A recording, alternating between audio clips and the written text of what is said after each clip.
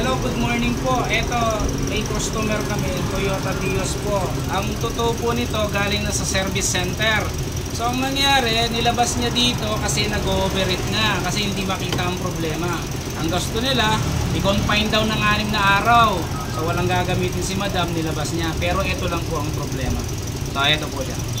Kanina binaba ko yan. Sabi nila, preventive maintenance daw, PMS nila. Ang totoo niyan, hindi nila binaba ang radiator, hindi pinalinis. Tapos, nung nagbiyahe siya, nag-overheat. Kasi nga, nagtanggal lang sila ng tubig, hindi naman nag-bleed. So, importante po ang mag-bleed muna bago po lagyan ng takip. Kasi mag-overheat talaga. Ang pangalawa, hindi po chinek ang radiator cap. May previous vlog po ako dito, panoorin nyo bakit importante ito. So ganun lang po ang gagawin nyo, hindi nag-overheat, puntahan nyo po yung technician nyo. Huwag po kayong magpatumpik-tumpik kasi masisira ang makina. So ganun lang po ang gawin nyo. So, salamat po sa panonood. Good morning po.